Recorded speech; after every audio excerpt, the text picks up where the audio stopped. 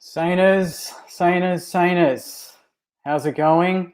Welcome to the round 21 review, fan cams, whatever you want to call it. I've got the red wine here. It's been a while, to be honest. I've been waiting for a good time to bring out the red and have a good drink with you, Saners out there. So tonight was the perfect performance. It was bloody awesome to watch. It was just perfect from start to finish. The boys won every quarter, which is what was something that we just wanted to see sometime soon, whether it was this week or next week or whenever. We just wanted to see a four-quarter performance to really prove to all of us that we've got what we all think we have, which is a pretty good team when we're up and about. And the lead up to it wasn't ideal. We suffered injuries. We've put players in that haven't had a lot of experience at AFL level this year. You know, and the first name that comes to mind is my doppelganger, apparently, as some Saners have said, but Cooper Sharman. Cooper Sharman had a bloody good game. You know, his lead-up play, his finishing, he just had footy smarts beyond his years, which I'm really excited about.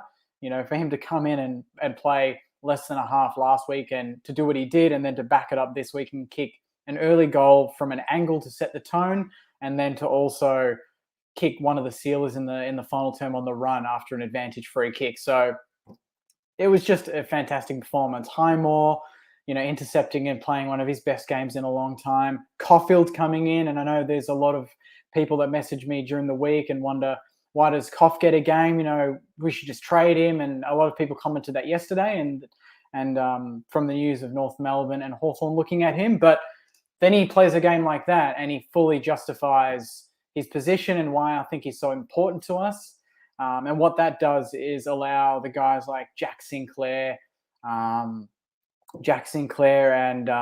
Brad Hill to just do what they do best, which is offer so much rebound. And we've missed that for a long time. We've missed the rebound and that energy that they provide.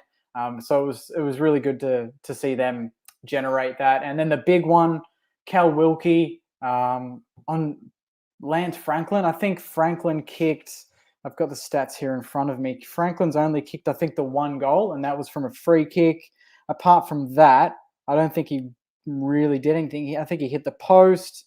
He had a couple of possessions. He had 5 possessions on Cal Wilkie and was pretty much unsighted. And he's one of the most dangerous forwards in the game, you know, of the last 15 years. And for Cal Wilkie to do that without the support of Dougal Howard, and our defence has been one of the weaker parts of the ground recently. And last week it was exploited. But this week, everyone played their role. You know, there wasn't one person that struggled. They all did their role. Even Dean Kent. You could say what you want about Dean Kent, but he kicked 3 goals. He was one of the key players in the forward half. It wasn't just the goals, but it was his chasing, it was his tackling, his pressuring. You know, there was a passage of play from, I think it was in the second quarter, where Sydney had the ball on one side of our attacking 50 and they've tried to shift it and they couldn't because Dean Kent was chasing the whole time. So that's the difference. When you're on top of your game, you're doing the little things. You're not just doing the big things. It's everything. And Jack Steele continued his form. He just goes to another level. It's hard to really fault someone like Jack Steele. I think he had another 30 possessions, another career best game. He had 34 possessions, 15 kicks, 19 handballs, 6 marks, 7 tackles, 79% defensive disposal efficiency. Yeah, it's another 3 votes. It's another best on ground. It's another Saner of the week. It's pretty hard to pick a bad game that Jack Steele plays. And yeah, it's what we get from him every week. It's just we don't know what we're going to get from everyone else in the team. So to see everyone else lift and to support him, you know, he had a big game, but you wouldn't say he was the absolute standout because you've got guys like Brad Hill had 26, Rowan Marshall had 25 disposals. I don't know how many hitouts he actually had, but I think it was over 30 or 40. Correct me if I'm wrong. Brad Crouch, 23, Jones, 22, Highmore, 21, McKenzie coming in and doing doing his job and setting up a lot of thrusts from half back and having 20 disposals himself. Higgins, 4 goals, off 16 disposals. It's an all-round game. You could talk about it all day, but I think the key thing that I noticed from it, at least before we get into some of the fan comments, is it was what I predict. I wouldn't say I predicted, but what I wanted to see was us corral the middle of the ground and stop them from repelling our attacking thrusts. And we did that in 2 ways. The midfield went into the middle and stopped them from getting through the middle of the ground, which slowed them down.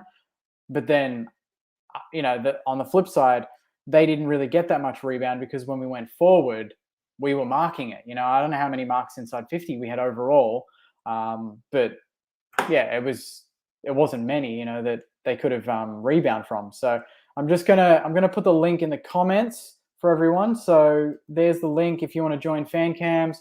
We'll just wait a few more minutes before we get started. I know I've posted it twice, but if you want to join, click that link. It's also on Instagram. So if you want to join, swipe up and you're straight in and we can have a chat, or we'll go through some of these comments as well. So I might, while we wait for a few more people to join, I'll go through some of these comments and we'll see how everyone's feeling tonight. But obviously everyone's feeling good. It's funny how a week changes football.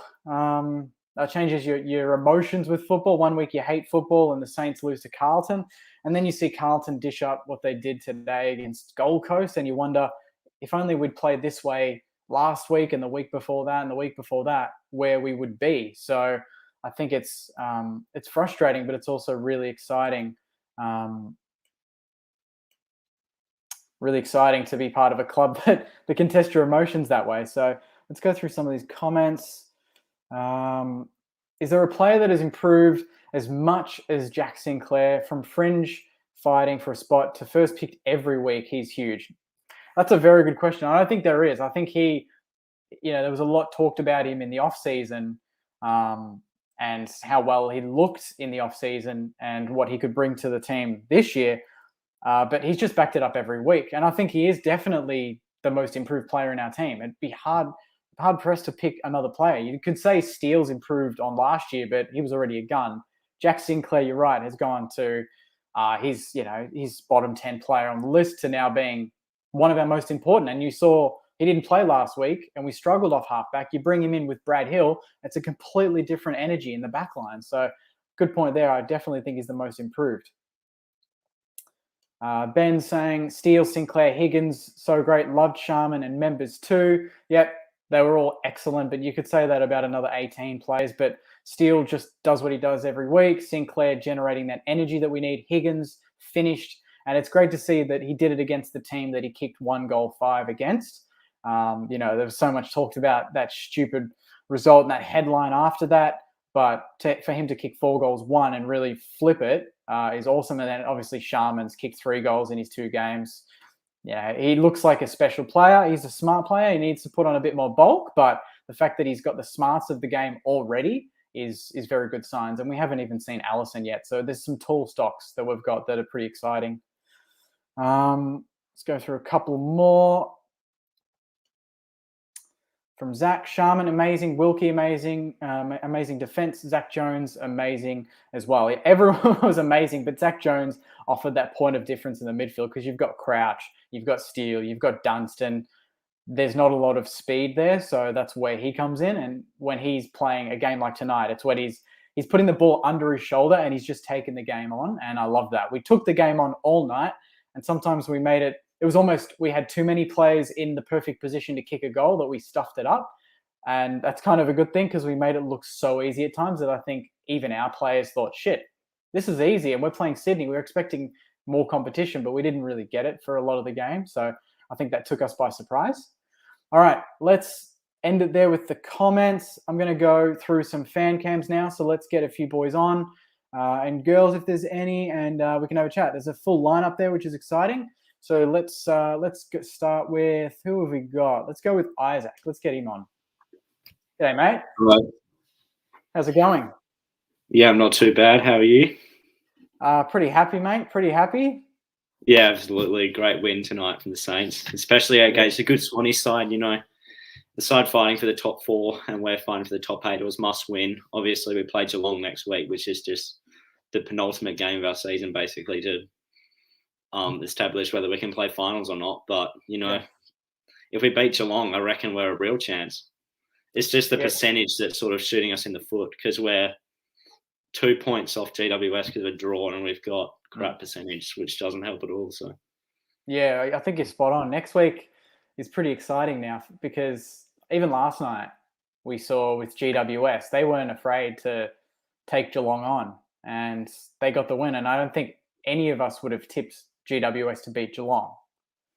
So, yeah, absolutely not. Like that was a real turn up. So that'll be good to see whether the Saints can do the same to Geelong and just build up the pressure and just get on a roll.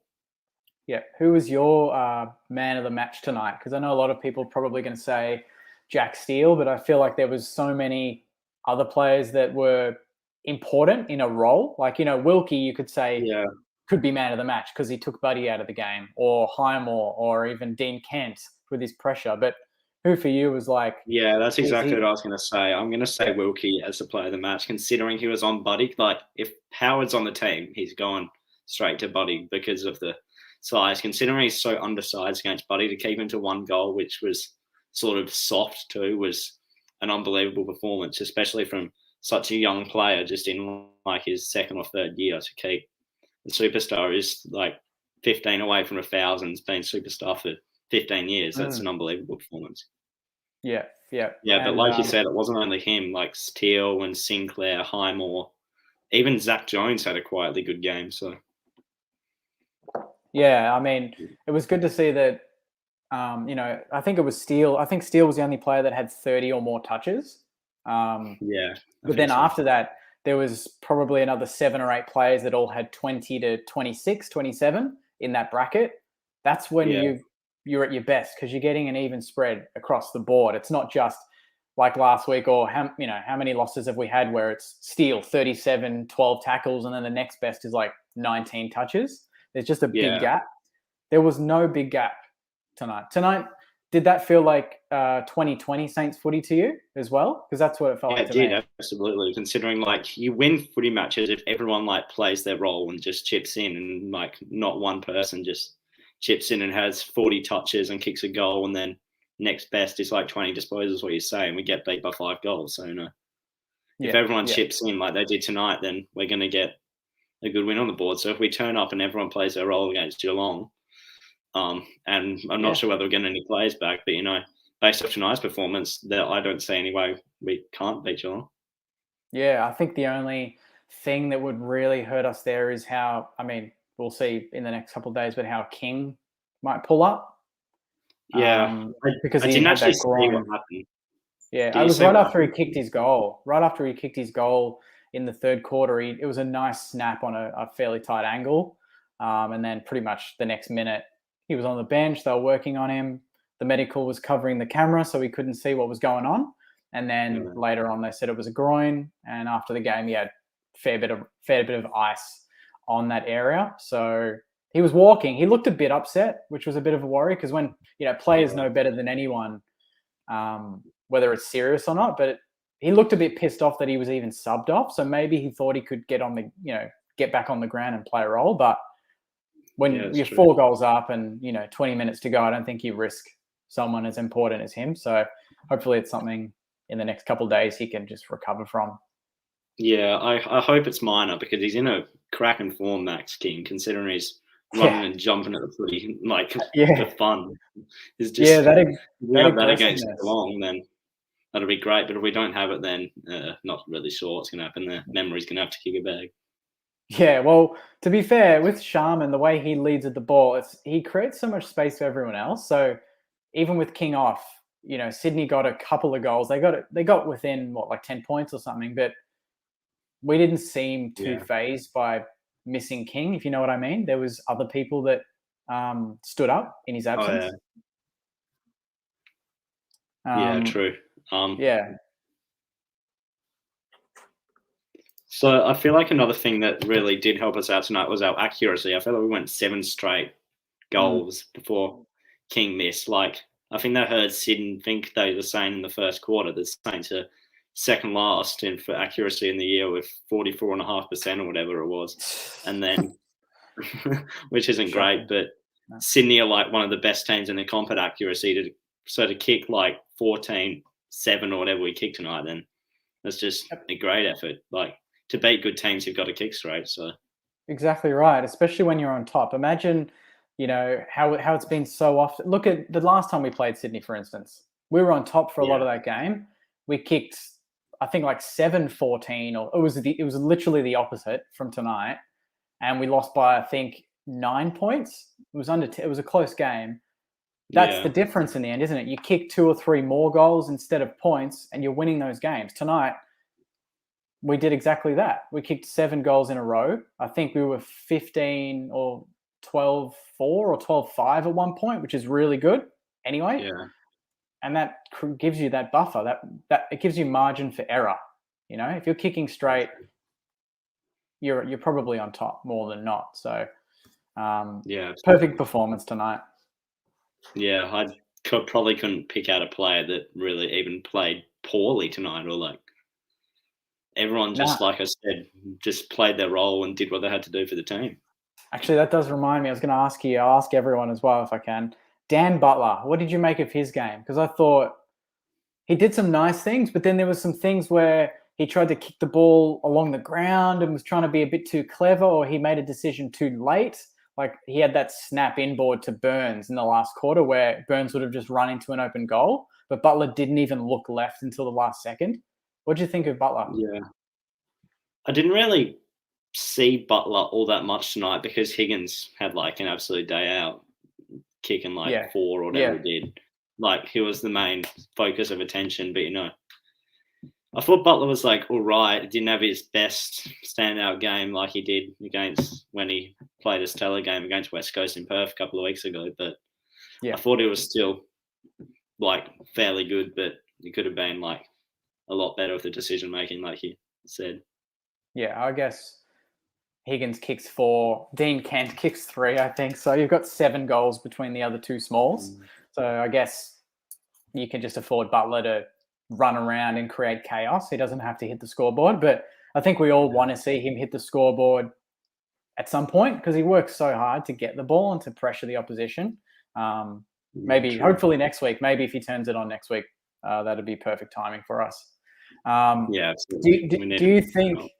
Do you think that we can make finals still? Yeah, last week no one was even thinking about that anymore, but now tonight it's kind of changed the feeling. Yeah, I've got the ladder up here. We're an 11th percentage behind Freo and Richmond. Freo play Brizzy tomorrow, and West Coast play Melbourne on Monday.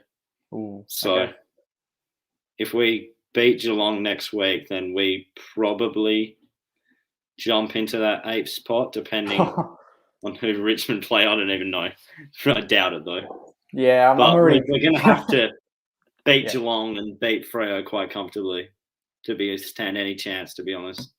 I guess it's if we really do think that we deserve that 8th spot, this is the perfect game next week, isn't it? We're playing one of the informed teams at their home ground. They're going to get Jeremy Cameron back too, so add to that. They didn't play him yesterday and they lost. No doubt they bring him in. Selwood didn't get suspended when he probably should have.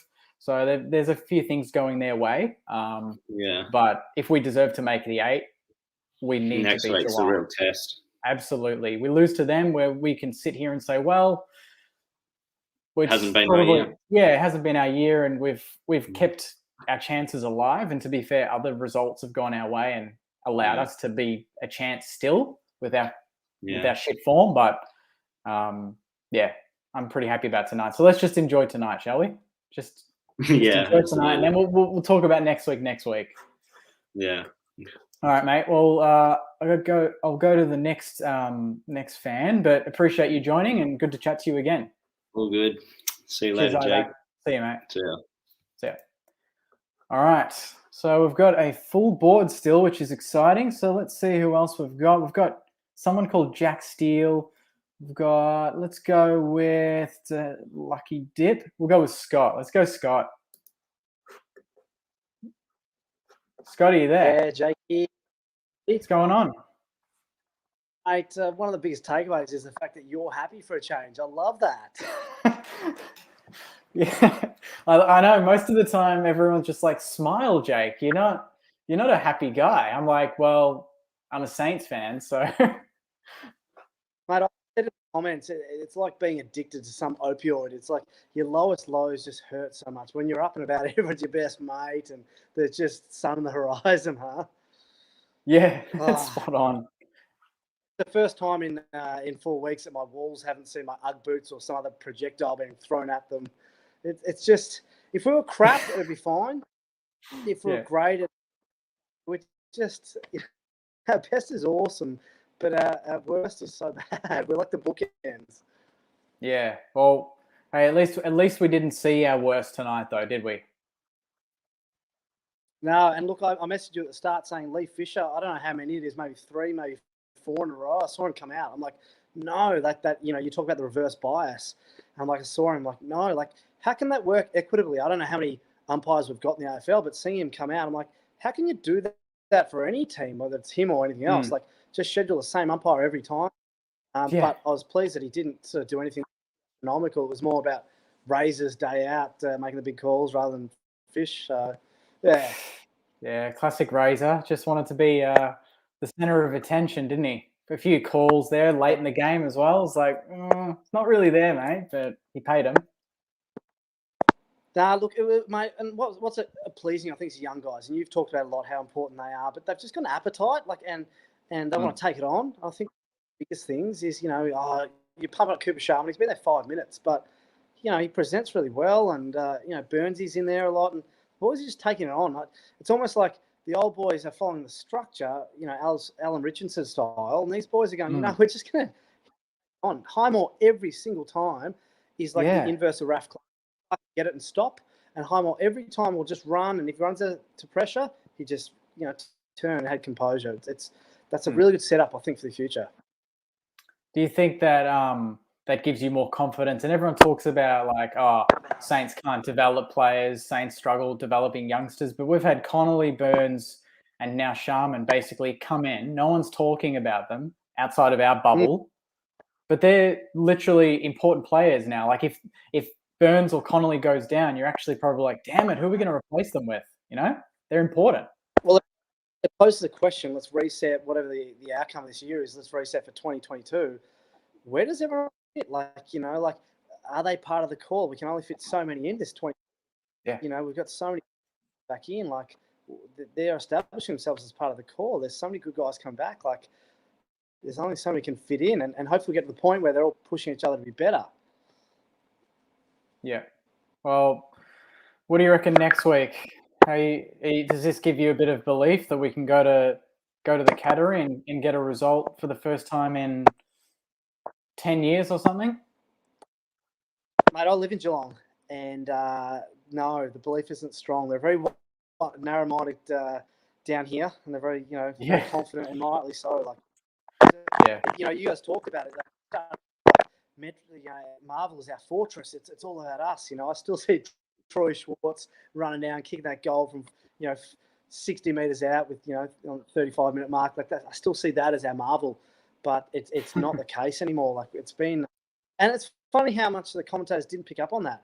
That it's actually we've done really bad this year. There's no commentary made of that we've sucked Marvel this year. So it's really pleasing we did turn that around, but it's just a different beast down here. Like they know how to play it. They know every nuance of the ground, the wings. You mentioned that what of his name's coming back. Cameron, big boy. So yeah, Cameron. Yeah, like he gets looked after a lot. So yeah, I don't know. We'll see what happens as well. Dangerfield, like he'll rebound because he's a champion. You're right. Selwood, like come on, you can't play 300 games and just drop your hip in like that. Like that's a professional hit. But you should be rubbed out for that. But he's such a golden boy. Absolutely. He won't get a touch. So yeah. Gary Rowan, I don't know if he's fit or not. The Geelong, he always tears apart. So I don't have high confidence, but that's Saints, isn't it? Like if you go in confident, we suck. If you go in low, you've got a chance to win. Yeah, well, I know all those feelings too well. I went to high school in Geelong. I went to Geelong College, so I know that feeling of all the confident blokes walking around, knowing, oh shit, yeah, we've got the best team in the land. So hopefully we can shut them up next week. And if there's no fans there, I think that helps. But yeah, All I can think, how many was it? 8, 9 years ago when we played Carlton, we had to win 100 points to make it from ninth and I think it was Carlton to make the finals. So I'm just saying we're in Dockers and it'd be really cool to come down to that. You know, the two best teams to just get 8. That'd be. So go next week. Well, go Saints. At least we've got the rest of the weekend, mate, to enjoy it. So I'll let you go and enjoy that Saturday night. Maybe watch the rest of the fan cams if you want. But appreciate you coming on and sharing your thoughts. Applaud you for bringing this on as a part of the forum, mate. It's dynamic. I don't know what other clubs are doing it, but it's epic, mate. So keep it up. It's awesome. Go Saints. Go Saints. Thanks. TV. Go everyone. Woo! Thanks, Scott. Chat to you soon, mate. Go Saints. All right, great having Scotty on there. Let's go through a few more fan cams. A few people there are waiting. So I'm going to let's go with Tom. Let's bring on Tommy boy. Hey, mate. Jackie, how are we? Yeah, pretty good, mate. How are you going? Oh, pretty wrapped. Wasn't too confident coming in, but lucky to get the result, I feel. Yeah. Were you pretty nervous about getting pantsed before the game? Yeah, well, from last week, I thought during the first quarter, there was a few stages where I thought, they were dominating around the ball, so I thought might do what Carlton did last week, but no, the boys did well. What do you think was the big difference from? I mean, there was a few big differences, but what was like the one thing? Yeah. Shit, why didn't we do this? I think Sinclair helped a lot down there. Yeah. D-Mac, I reckon he was probably second best on behind Steele. Yeah. He probably helped us probably more than anyone. Yeah, and the forward line seemed to function a bit better, didn't it? Like there was just anytime we kicked it in there, it felt like either we were going to mark it or we were just going to hold it in with the pressure that we had. Yeah. Sharman was probably the best. You reckon Sharman was the best forward in the game? Oh, he probably was. In the first quarter, if we didn't have him, I don't know who would have. Like, remember, he probably stepped up he was taking marks. His goal accuracy wasn't the best, but yeah. Yeah. What about the back line? Because that was what a lot of people were nervous about. And I'm sure that went through your mind like, oh, shit, Buddy's going to kick 15. He's going to get to the 1,000 in one game. How'd you think that's what he always does against us. Like, 2 or 3 years ago, he'd smashed us and kicked about 6, I feel. But, yeah. Wilkie did an outstanding job on him. He should definitely be in Callum Brown's team of the week, Campbell Brown's. I wouldn't be surprised if there wasn't a Saint in there, mate. The media love sticking it to the club. Even the commentators after the game, Dunster was just saying, I guess Sydney have had 5 good weeks. They were due a like straight into it. It's like, come on, Rui, come on, Joey. Like they were commentating. Yeah. I swear Dunster picked up on every St Kilda mistake too. Oh, absolutely. Anytime we'd kick straight and then he'd somehow link it back to Jack Higgins kicking 1-5 or 1-6 before. It's like, you've mentioned that 4 times already, mate. Like, and even when Butler did the outside of the kick, I don't know, I forgot who it was to, and we ended up getting the goal. He's like, still probably wasn't the best decision from Butler. Yeah, I know. Yeah, he contradicts himself. Yeah. What about who was it? Dunstan. What did you think of his game? Because I got a few DMs coming through. Dunstan and Sebi. A lot of people thought they were the two that probably had down games compared to everyone else. What do you think? Yeah, well, I think Seb was all right with his speed probably helps us the most, but Dunstan, he lacks composure and he never knows what to do with it.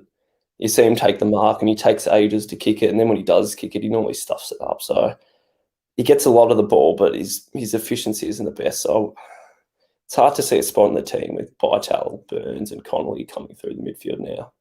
Yeah. But yeah. Speaking of Vital, why isn't he getting a game? Are you as confused as me on this? Yeah, I don't know what his tackling's good, his speed, he's big, he's a big body. I don't know what's happening. Rat said he's still dropping off during the games, but I reckon if we give him one more run, he'll show us what he's got. Yeah, well, I think he had like the last 15 minutes of the game. I don't know what his stats were at the end, but you want to give him a full game. Yeah, I think next week against the Cats will be a good test for him because they got a big midfield with Selwood, Dangerfield, Guthrie, and that. Yeah, Tui going through there. So yeah, Duncan. I think we're a chance against the Cats. Like early in the year, people didn't think we were going to have a fight, but then we probably should have won if it wasn't for King missing 6 shots. But yeah, it's always any of those losses are always due to one player kicking like 1 million points. It's just how it is. Yeah, it's always the way. And the Boomers got a win too, so which was good tonight. Oh, did they? I didn't know that. That tops it off then. Yeah, good Saturday night.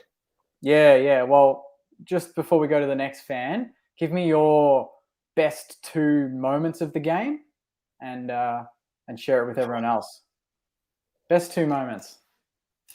I reckon where D-Mac stole the ball and went straight down the middle. I reckon that was probably one of the best. And then, it's hard. Probably Steele's goal. I reckon that got a lot of hope into the boys when he kicked it. So yeah, I reckon those 2. It's hard to think. There was heaps of good moments. I loved one of my moments was when Kingy marked the ball in front of Rampy and just kind of gave it to Rampy. Oh yeah, because Rampy was just punching him and pushing him. He loves all that contested stuff, and King's just dealt with it and then marked it anyway, and just kind of like I think he bumped him with his chest, didn't he? He just kind of like went bang. So that was even when Steele was 1-on-1 with Rampy and then still somehow won the contest and we ended up in a goal. That's just classic Steele, I guess. Yeah, he's got to be all Australian, doesn't he? Like, and potential Brownlow or top 3, top 4 Brownlow the way he's going. So yeah, even on the bench, he should have been starting last year. To put him on the bench last year was a bit of a robbery, but yeah. Yeah, well, enjoy the rest of your weekend, mate. Hopefully, we can chat next week as well after the Cats game and talk about a crazy win if we can. But enjoy the rest of your weekend first. All right, cheers, Jackie. Go Saints. Go Saints. See you, mate. All right. Everyone's up and about, which is nice. No trolls this week, which adds to the the fan cam experience. Carlton fan last week, if no one was watching, joined, which was good. Who have we got next? Is it still a stacked fan cam waiting room, which is good, but I reckon we're going to go with Lockie. Let's get Lockie on, mate. G'day, Jackie. G'day. How are you going? Yeah, I'm happy as now.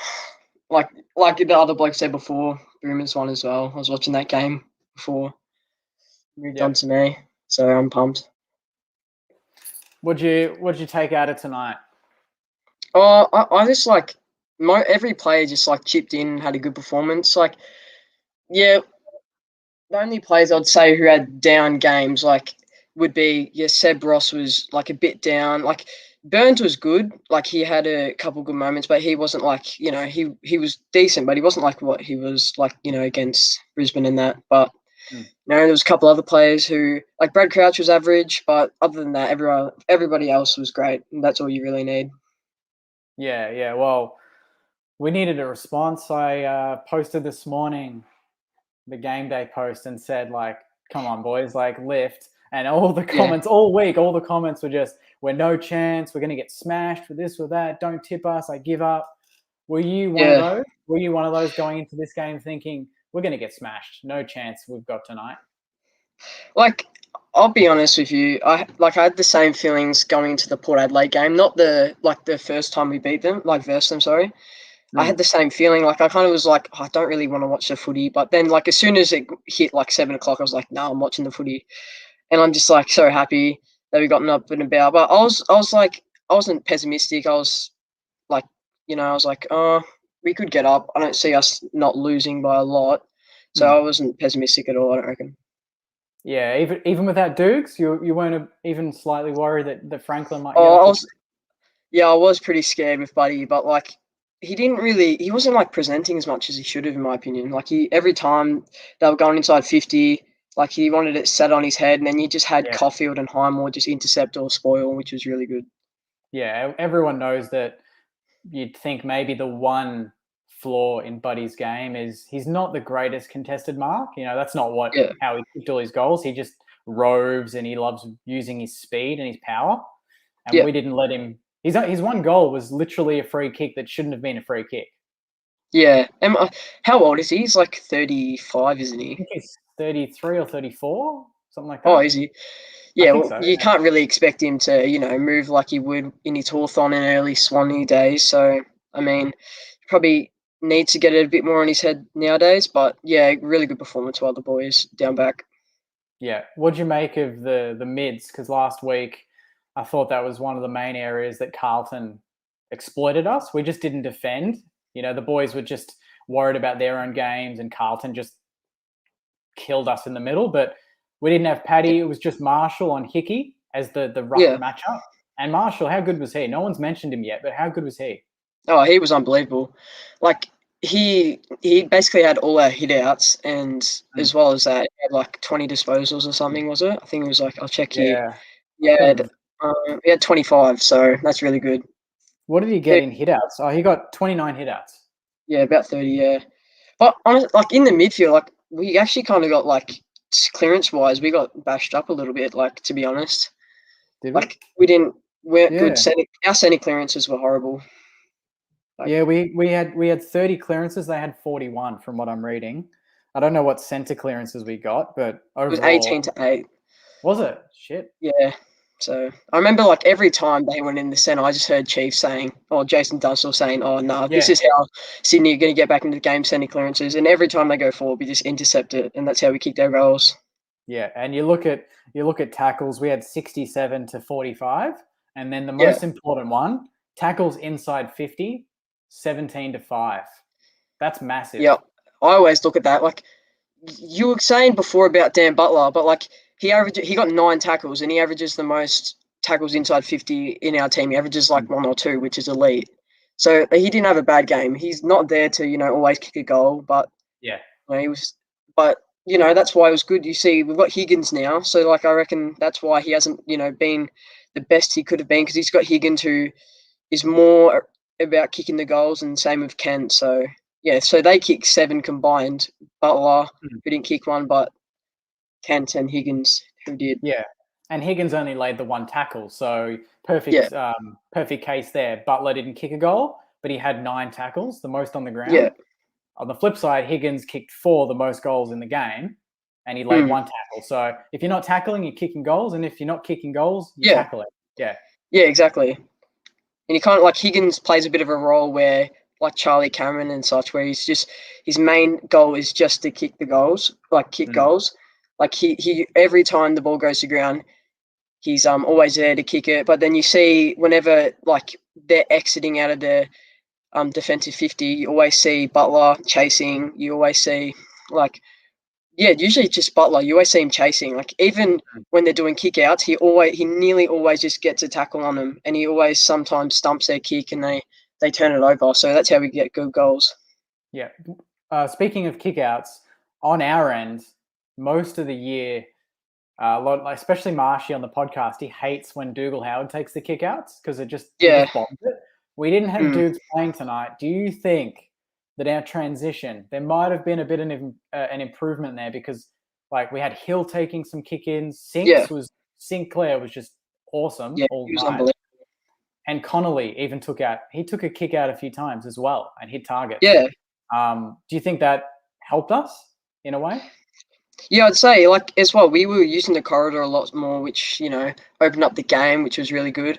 But like you would see a lot of the time, like in the first quarter, you would see Dara Joyce have the ball, and then they would do this little thing where basically Hill or Webster or Connolly will overlap and then get their hands off, and then they'll, try and find that target. Or sometimes I remember early in the year, they did a bit tonight where they'll just chip it on the side and then they'll look for another option. Yeah. Well, that's all we asked for. I think that's what we probably expected us to do most of this year anyway, right? Like, exactly. Last year we did that every week. Even when we were losing running. We weren't really stop-start like we've been this year. And tonight, even Dara Joyce, like special mention to him. There was one part, I think it might have been in the last quarter. I don't know if you might remember, but he got the ball and he basically was like a truck. Like he just ran through a bloke. Yeah, I saw that. Yeah, this guy is like, he's a massive guy. Like, he just used his strength to get through a tackler that he knew he could break. Yeah, I saw that. Yeah, that's a perfect example there as well. There's another one where Wilkie did the same thing, where instead of like picking it up and then handballing, he just like kicked it, and then we kicked the goal from it. So yeah, good example there. Do you think this performance gives you and everyone else a bit more faith in what Rats and the coaches are doing? Because every time we lose, the Rats and the coaches, they're the first, and then obviously the players. But last week, a lot of the attention was on the coaches and how they might have of course set us up wrong. Do you think, like, you look at who we were missing tonight, some of the players we were missing, and how we covered them, and the players that came in, the fact that we didn't have a fullback tonight. We didn't have a player above 200 centimeters in the back line for the first time in over a year. Yeah. Does this give you faith? Yeah, a little bit, but yeah, like with the fullback situation, I feel like we bring in Caulfield solely because we knew that we were going to double team Buddy, or like we were going to double team one of their forwards, and then you have that loose man who's going to take the intercept mark, which is what we did all last year, but for some reason we changed it because Caulfield was a bit down.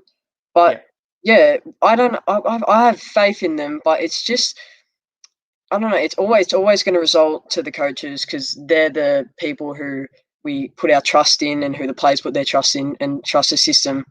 Well, like it also does come back to the players as well. Like you say, every week on the potty, every week on the review and the preview before a game and after. Like you always say that it's also up to the players, and Jack Steele and Rowan Marshall and Paddy Ryder always do their bit every week and do the best they can. But it's just the other players that have got to lift their tone, which is good this back after the season. So yeah, I have got a lot more faith this year. Yeah, and I guess like I was just talking to Scott before about the Geelong game. If we bring the same heat and the same enthusiasm that we brought tonight, there's no reason why we can't trouble them or any team, really, is there? Yeah, exactly. Yeah, well, it's obviously going to be a bit harder because we're playing down at GMHBA, but I don't think you see teams like Sydney and that. The reason why I think we did so well to verse and match up against them is because they try to use the corridor, and that's why whenever teams who can't pull, like they pull it off, but like when you just set up really well and then players just make that sacrifice, like you got Sinclair or Connolly or something just running off their player to intercept or punch the ball. But teams like Geelong and West Coast, I feel like they're much harder for us to match up on because they can really just chip it around and they've got those tall blokes and they've got those really efficient kicks. So I don't think it's really going to be as easy as everybody would think it will be. I think it's still going to be. I think it's going to be really hard. I see us winning, but I don't see us, winning by a lot. Oh, so you're tipping us, are you? I probably would, yeah. But it's going to be really hard, but yeah, I see us winning anyway. Always got to back them in.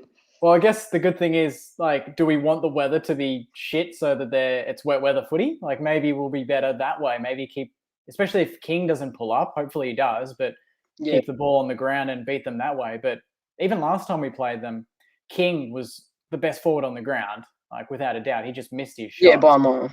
And Membry played a great game. We didn't have Sharman.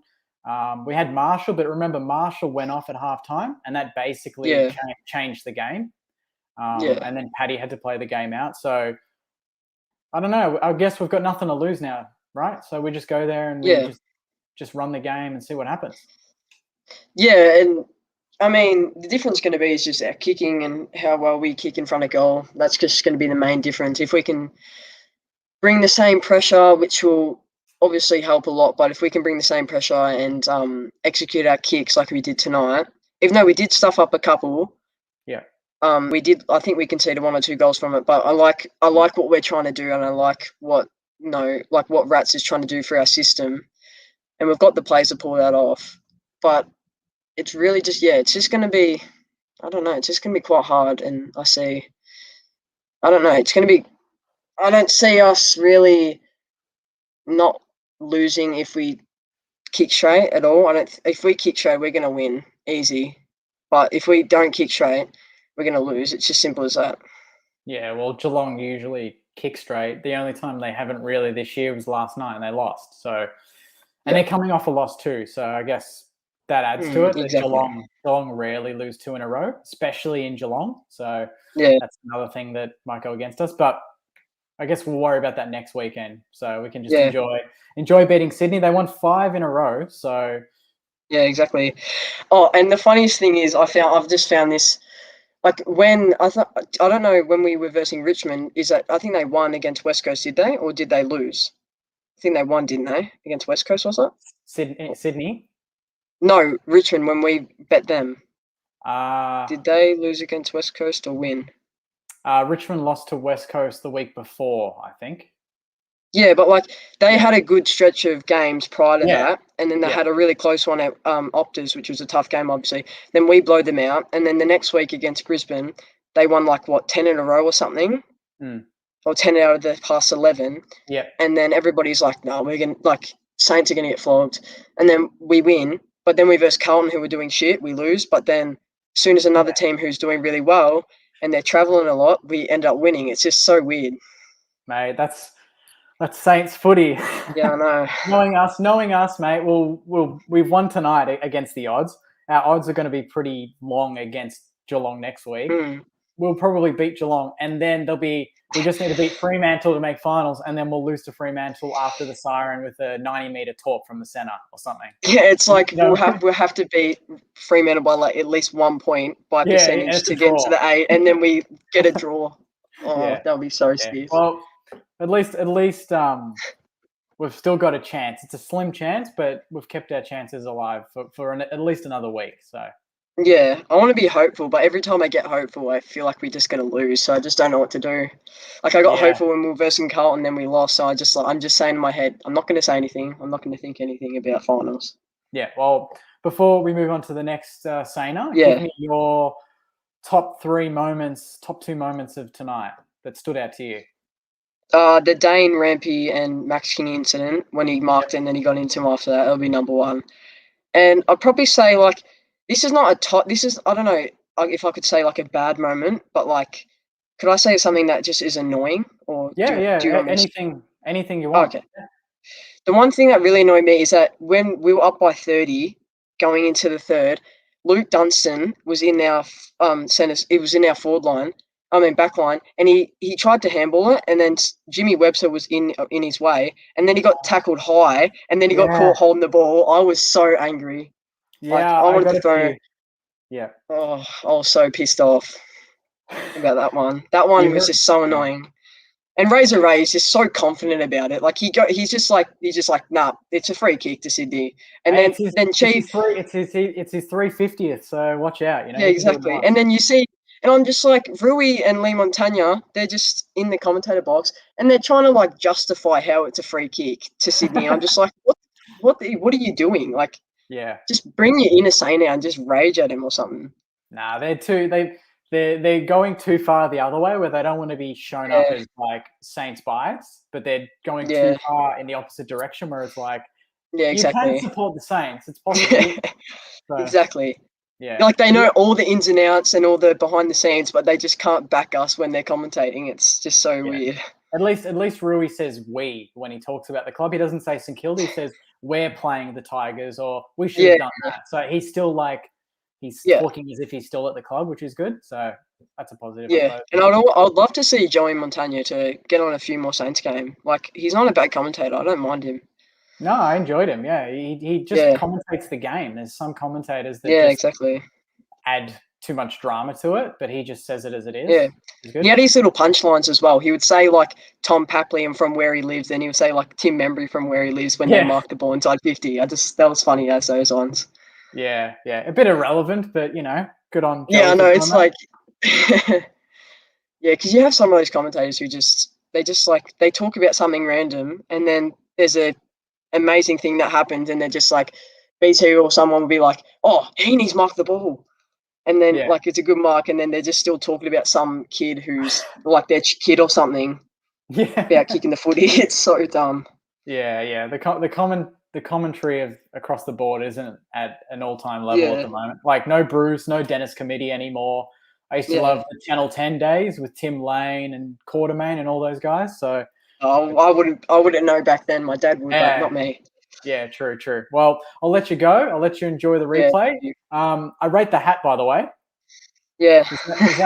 Is that the whole team signed or? Yeah, most of it. I think I've got Steely, Max King, and I got Josh Bruce on there. I've got a couple others. So yeah, it was good when I got that. I got Hannah's on there as well. Yeah, Josh Bruce And- though. You've got to rub that one out.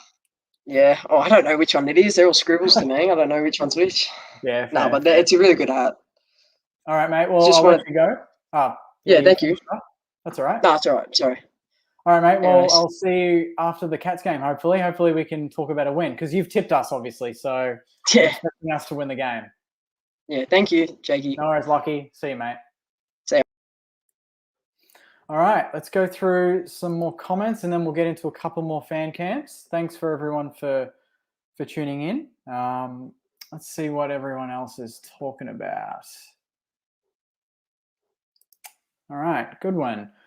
Hey, Jake, this is not a negative comment, but any suggestions on who should be retiring this year? The likes of Dan Hanbury, Jake Carlisle, Frawley, etc., perhaps more. Go Saints. I think, obviously, Robertson is retired. I think, obviously, Hanbury isn't because of the news from today that he's actually going to play another year, but he's going to take a significant pay cut, which is great news. So he wants to allow more cap space for the club, which is a really selfless act because no player has to change his contract, but he's willing to do it for us. So whether that's to pay for a big fish coming into the club, or maybe it's just to reward current players and get them on new contracts. So maybe that money could go towards a Jack Billings if we want to keep him. Who knows? So I think Robertson, maybe Carlisle wouldn't surprise me. And Frawley, it depends on if we get another big defender coming in, because it wouldn't surprise me if he plays one more year and then we find someone, or we get a younger defender and he can kind of tutor them for 1 year until that transition's over. So I think, yeah, Robertson, Carlisle, Geary's going to sign. I've heard there's talks of a 1 year extension. So I think Geary's going to stick around as well. So yeah, maybe one or two, but I wouldn't think too many, mate. Thanks for the comment though.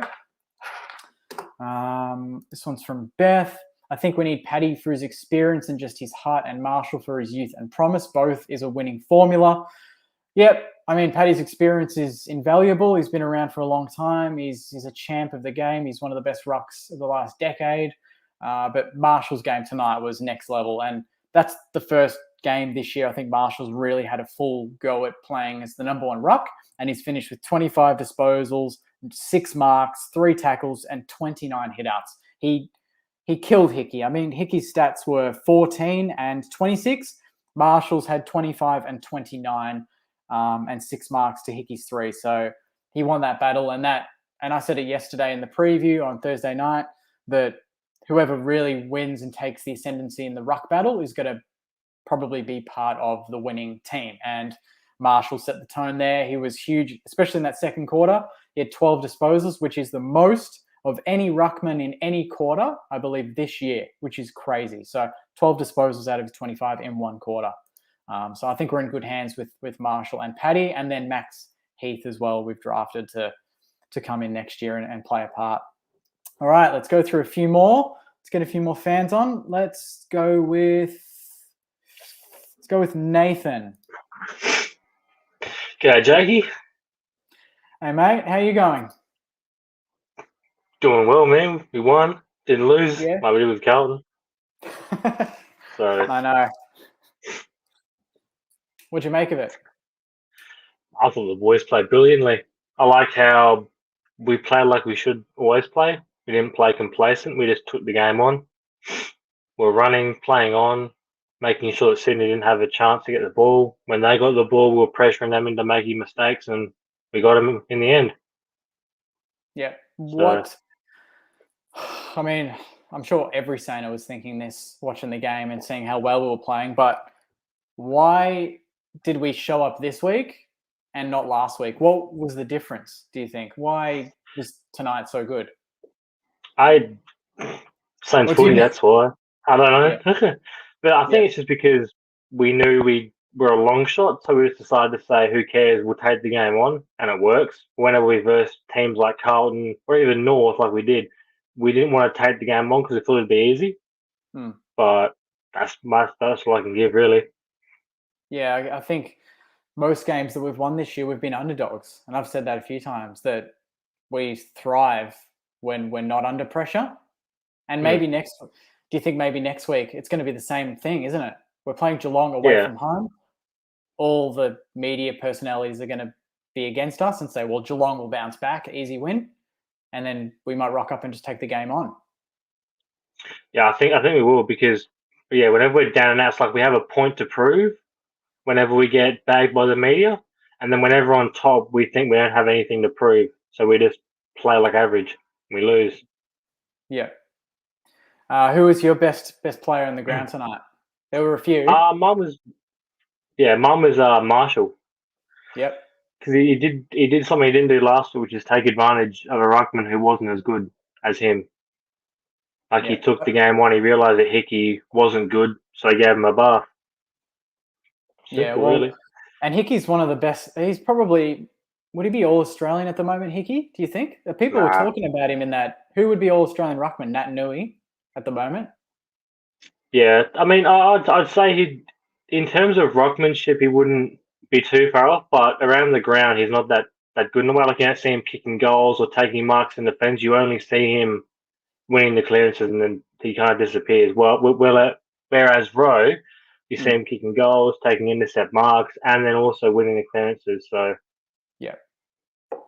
Midfield wise, how do you think we stacked up there? Because I was a bit worried about that matchup because they had Heaney going through there, Kennedy, obviously Hickey was in really good form, and Carlton kind of ran rings around us. We pretty much had that same midfield from last week, didn't we? There wasn't much difference. I think it's more or less that we jumped them early. We played quick, ran them off their feet, and then, like I said, when they got the ball, we put them under pressure. And when you're under pressure, you use more energy to get rid of the ball. So by half time, they were all out of steam, and we're able to capitalise further on top of that. Yeah. What did you make of Caulfield's game? Really good. It was like 2020 Caulfield. Intercept marking, reading the ball really well. Second efforts, third efforts, handballing out of defence. Really good. Yeah. I know. It's are you one of those saying as of the opinion that we shouldn't trade him? Because I know that there was some talk circulating that he's not getting games. He might be looking around because he deserves to be a starting player, but his form hasn't really backed it up. Are you a Koff fan? Earn it. Yeah. I'm on the fence with it. I feel like when he plays at his best, he's in our 22, but he slips too much. Like I said, he gets complacent. Like he thinks that when he's in the team and he has one good game, it means that he can slack off the next game and get away with it. So I don't think we should trade him, though, because I don't think his value is as high as it could possibly be, because he's only like, 20, 22, 23? I think he's 21, maybe. Oh, 21. Well, yeah, I mean, like, his value can skyrocket from here, and I feel like if we gave him away, another team would train him up and make him way better than he is now. Yeah. Yeah, and you don't want that, We've seen that even Nick Hind, we traded away, and the Bombers have benefited big time with the way he's been playing. Hickey with Sydney, it's taken him a few times, but he's finally getting forward. Even the Eagles, for when Hickey was on the Eagles as well, he did really well. Yep, absolutely. Zach Jones. What did you make of him? He's like Dunstan, but he knows how to use a footy. Yeah. Whenever he had the ball, not like you couldn't pick where he was going to go, so he'd go for it, then switch sides, and then find a target, which is what we've been missing from like 2015, 16, and onwards. Dunstan was our player to get the hard ball, but whenever he got the hard ball, he'd kick it with his shin and it'd go anywhere. Yeah. So it's good we've got someone like Zach Jones for the clean ball usage. Do you think last week against Carlton, we didn't realise how important players like Sinclair and McKenzie are to the team?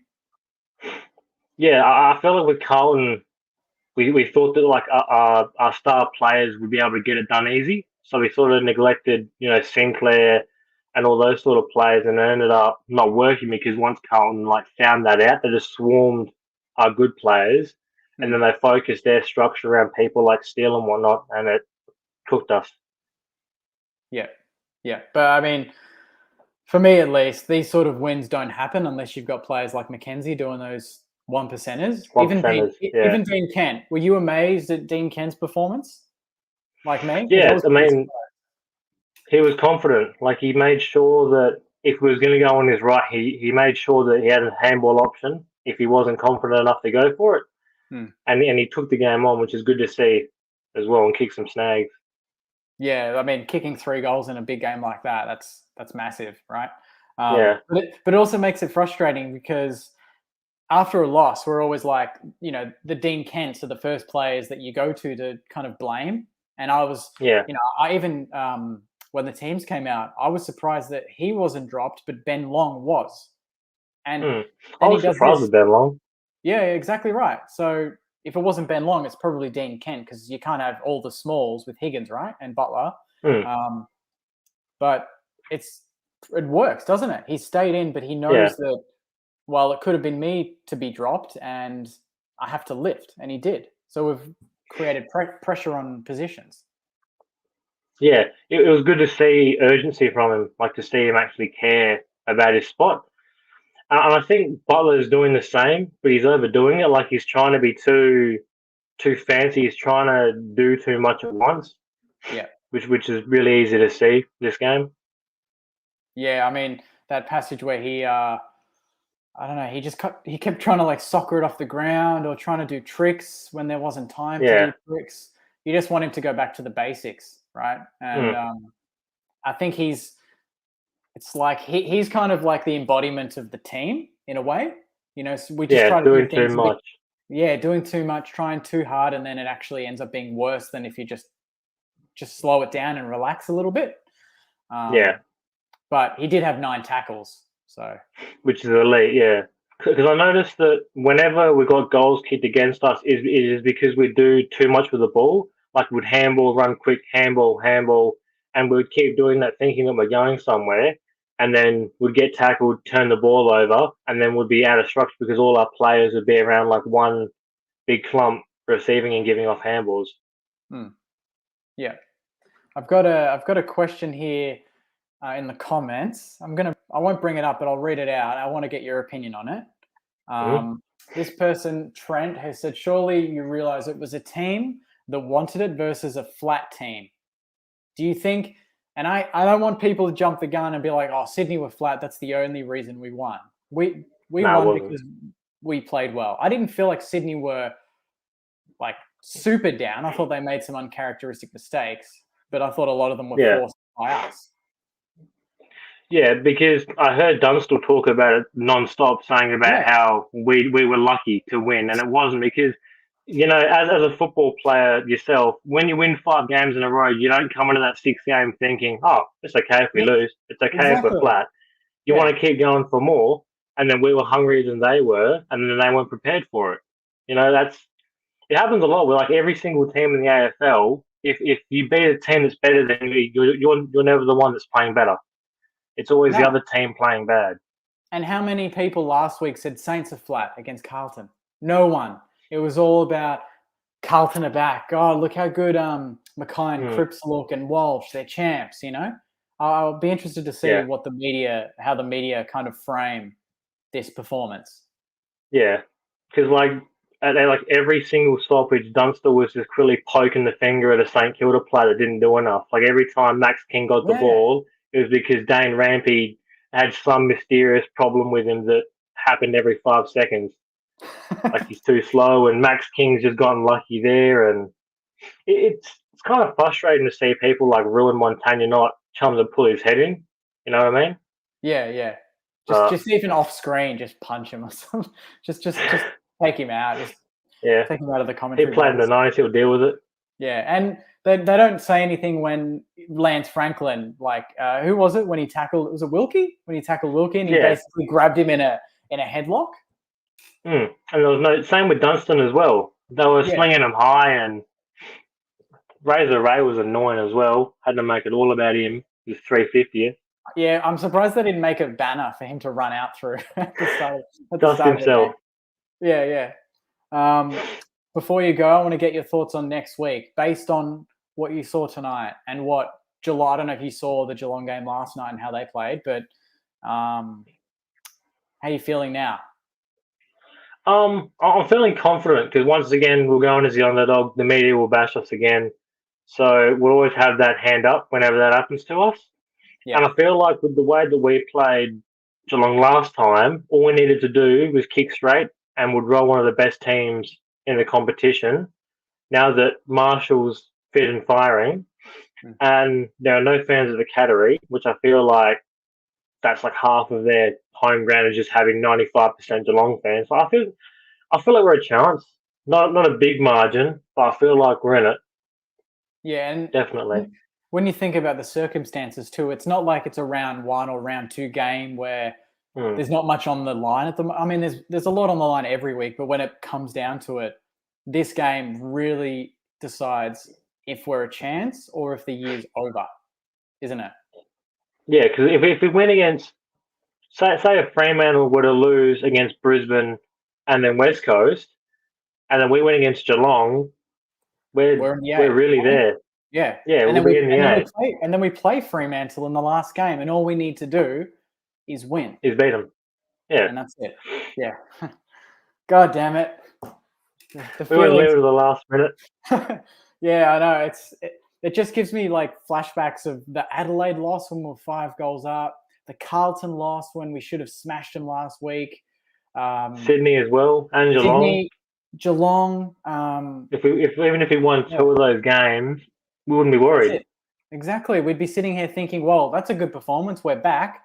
Now let's just try and beat Geelong, and then at very worst, just beat Fremantle and we're there, But it's just, it kind of is like, yeah, we are. And we did that last year. We had to beat GWS in the last game, and even that game was a bit of it was 50-50, really. We won like 8 games or something.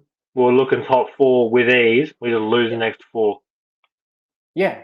So, I mean, the fact that we're still a chance, I think, is really good, that we haven't given up on the year. But if we miss out, I'm not gonna sit here thinking, well, damn, that's a shock, because we really haven't deserved it. So I feel like if we miss the 8, it'll be pretty good, because that means we get like a good draft pick for Ben King next year.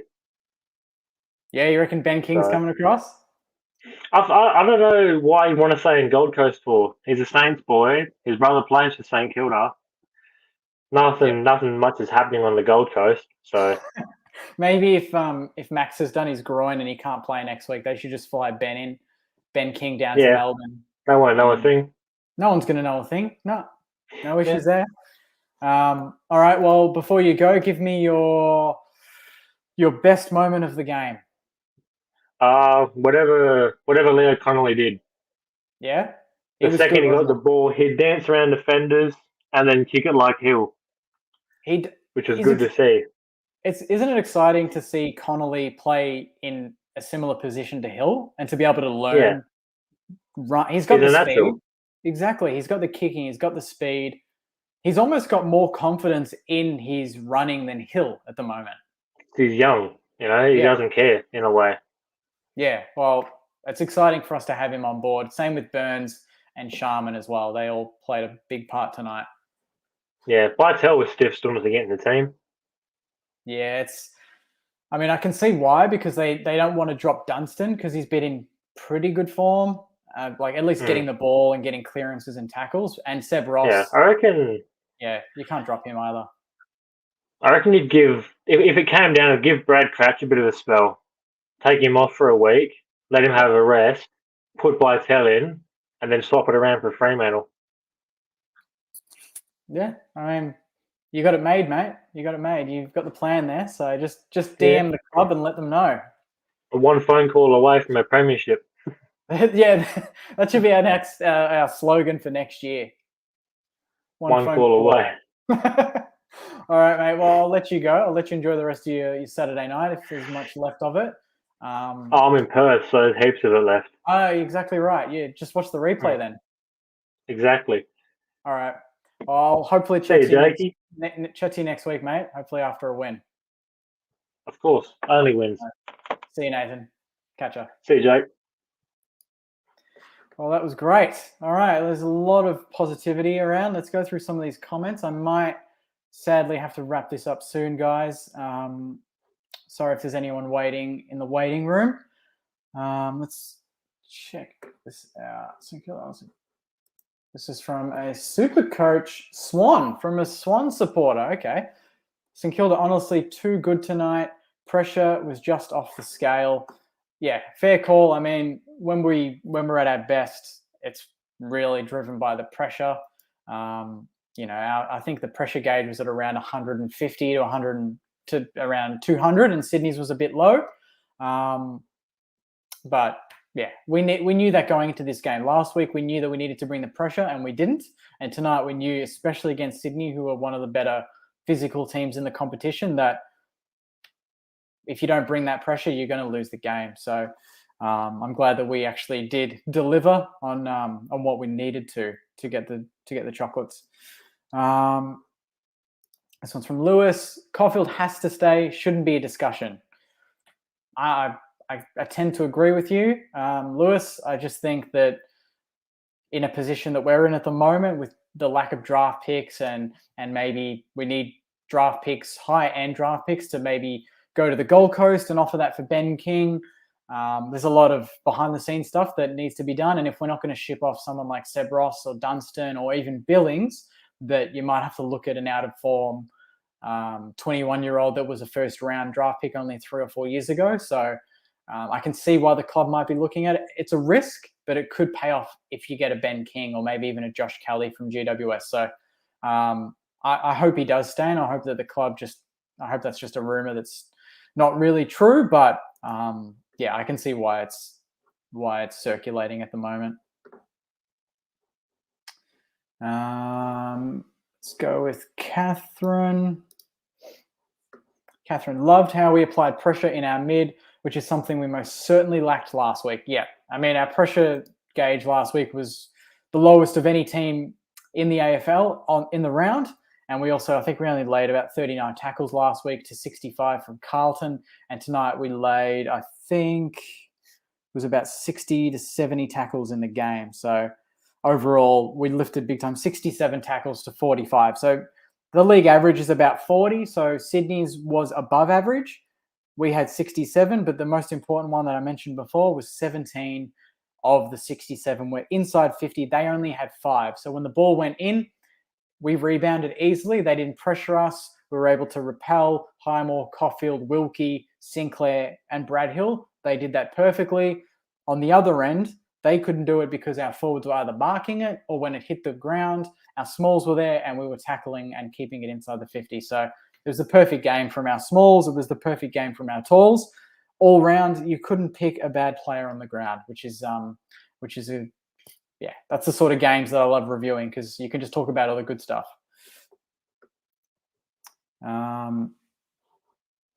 This one's from Beth. I think as Saints, we like this position. With our backs against the wall, we expect no favors and handouts from the ups or the media. This is who we are, Saints. Yeah, I mean, we don't get shortcuts from anyone, even from our own players. You know, we do everything the hard way. And even tonight, there was certain goals certain chances that really should have been easy goals, and we made it a bit more difficult than it should have been. But at the end of the day, we're just taught to work hard. The players worked extremely hard tonight, and they got the job done. So on that note, guys, I think I'm going to end the video. I appreciate everyone who was able to get on for fan cams. I'm sorry for anyone that missed out. But make sure you join next week and get in as quickly as you can because there is a big queue, and we'll make sure to get you on. But what a performance. It was 93 to 64. A 29-point win against a team that's won 5 in a row. We keep our minor finals chances alive. We're now on 36 points. We're 11th on the ladder, and we're 2 points outside the 8s. GWS with that win last night is the reason why we're not higher on the ladder, but we've got a big chance next week against Geelong. They looked a bit shaky last night, so let's hope that backs against the wall mentality kicks in and we can go to GMHBA and put in a big performance. But I appreciate everyone for tuning in, everyone for commenting. Thanks for everyone who's joined on the show. This will be up on YouTube if you've missed it for a replay, and my official match review will be up on YouTube separately to this. So if you want to watch that, head on to YouTube in an hour or two, or tomorrow morning if it's a bit late, and watch it there. But I'll leave you guys. Thanks again for watching. Enjoy the rest of your week and enjoy the replay. I'll be posting all week about all the good stuff from the game. But until then, guys, have a great weekend. And yeah, good feelings. Go you mighty Saners. Thanks, guys.